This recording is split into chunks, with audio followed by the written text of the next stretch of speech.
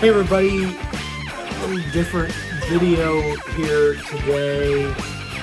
Wanted to talk about something that some may see as political. I'm going to share some of my opinions, and hopefully we can stay in this room with difference. As a friend of mine says, truth be told, I'm a little too conservative for my liberal friends, and I'm a little too liberal for my conservative friends, which kind of balances me out.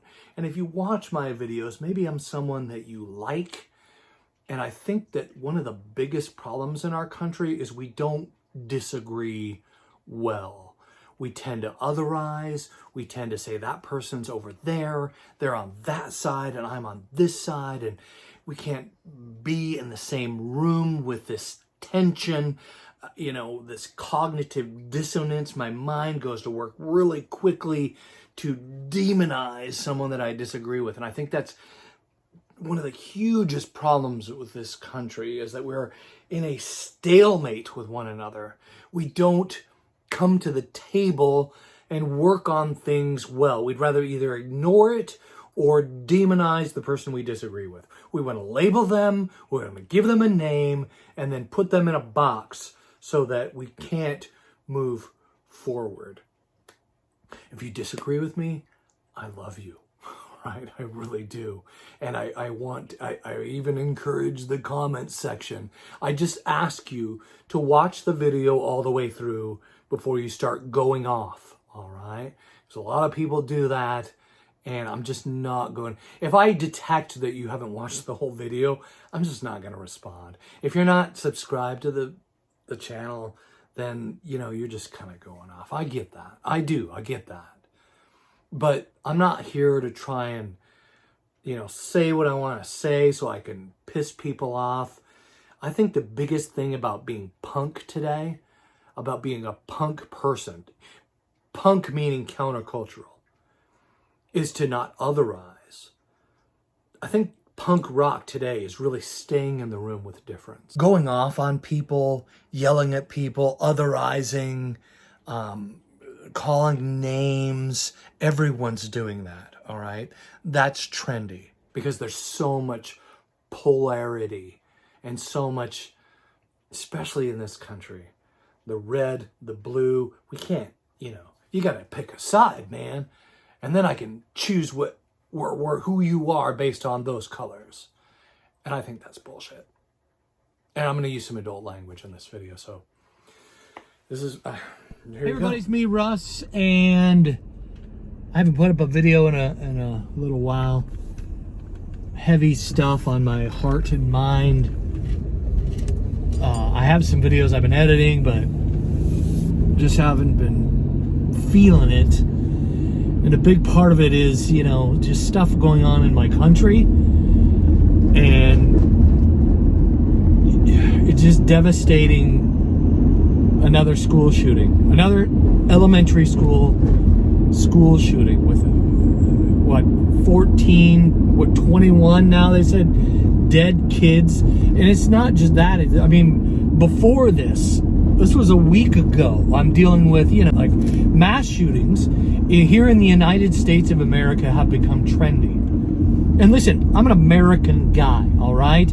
Grew up in this country. One of my ancestors, my aunt not before ancestry was a thing I could deep dive on our family. And one of my ancestors, a guy named Patrick Henry, signed the Declaration of Independence, said, "Give me liberty or give me death," right?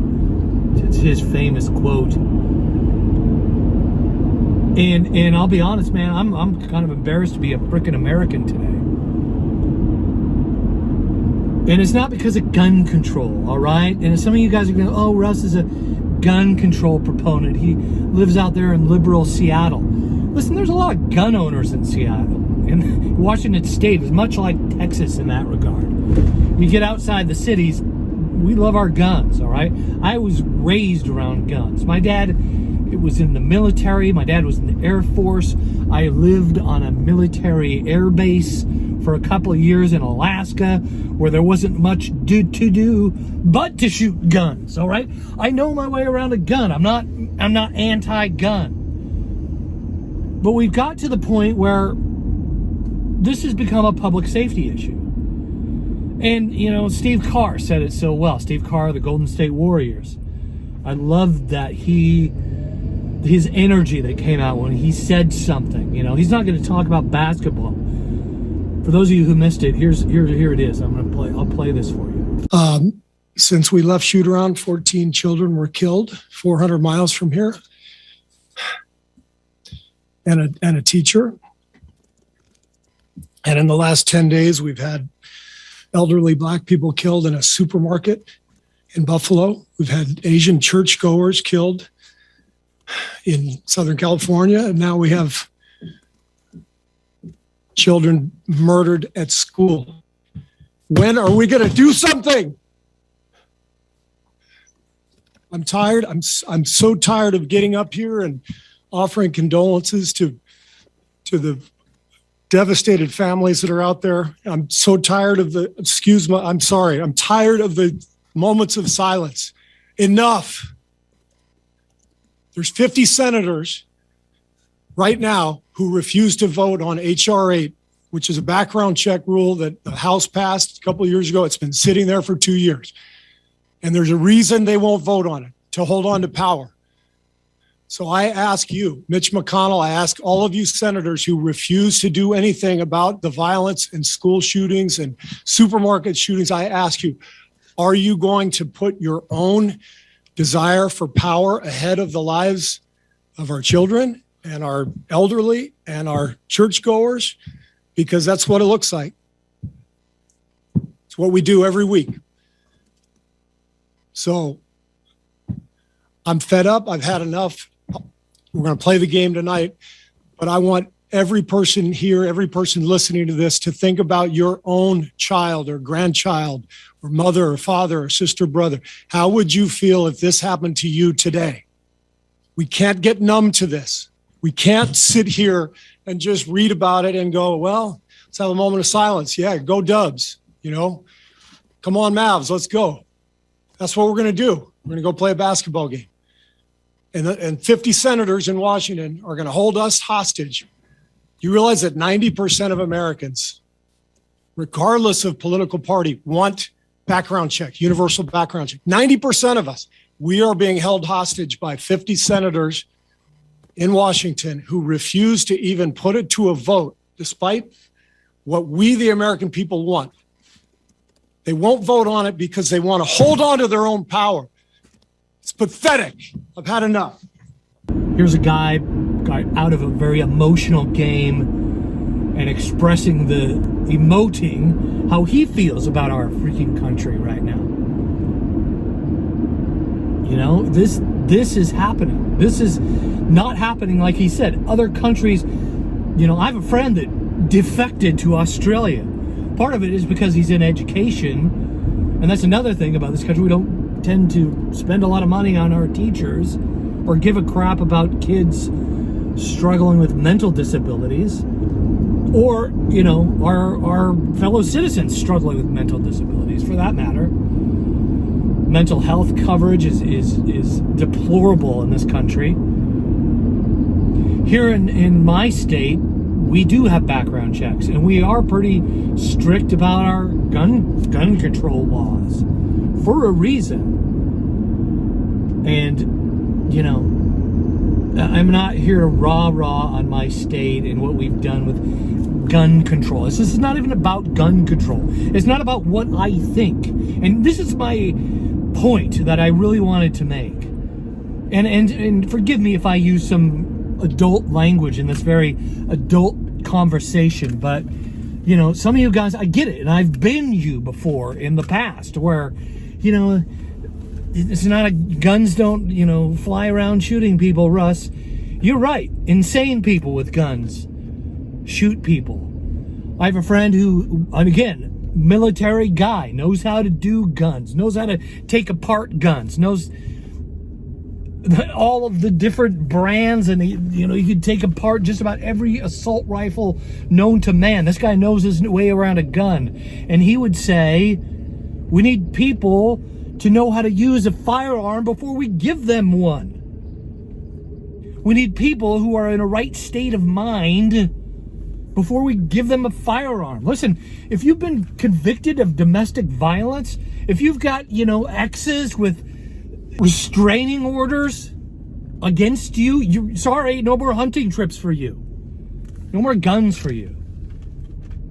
Well, there's so many guns out there, Russ, you can't just take all the guns away. No, but we need to start taking some. I'll be honest, man. Australia did it. Australia had a ton of guns too. Oh, there's a bunch of guns out there, Russ. Talk to the people in Australia. Have they had mass shootings every freaking week? They haven't had mass shootings since people woke the frick up and got serious about it. Now, I'm not saying we need to be that. I don't know, maybe we do. Do we love our kids or do we love our guns? It's just fucking sad. I'm embarrassed to call myself a fucking American today. I'll be honest. It's disgusting.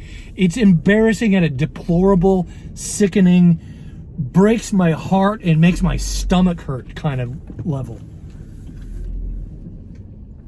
And yeah, I'm a something must be done kind of guy. Is it going to make every mass shooting go away? Probably not. But it's going to scale back a bunch of them. Just doing nothing, the thoughts and prayers and all this, I'll say it, religious bullshit. I'm sick of it. I'm sick of people going, quoting Bible verses and thoughts and prayers, and man, fuck that. Be an answer to prayer, all right? What did Jesus do? To quote Jesus himself, we have to die to ourselves a little bit in order to live for others. We might need to give up our guns on the weekends or I don't know, man. I don't know. I'm just fucking sick and tired of the bullshit in my country and the shallow ass thoughts and prayers religious people, and the fact that we don't trust our police to a large degree, the abuses in authority. Not all right, but the small number, it's enough. It's enough to make people distrust authority. And I'm sick and tired of this. Oh, it's a few bad apples. I love what Chris Rock said. You know who doesn't tolerate a few bad apples? Fucking airline pilots. It's no excuse. Mental health in this country, the pastors and preachers and the Catholic Church, and it's just a huge disappointment at all levels of authority in my country, and I'm saddened and my heart hurts over it. And I'm moving on, and I'm grateful to be alive today, but I just had to say something because this has been on my heart. And God bless Steve Carr and maybe some of these blind assholes who run our fucking fucked up USA. And I love this country, all right? I'm not trying to say I don't. I'm just saddened and embarrassed. Thanks for watching. Don't get right, you're justified. Don't get died, but we're in the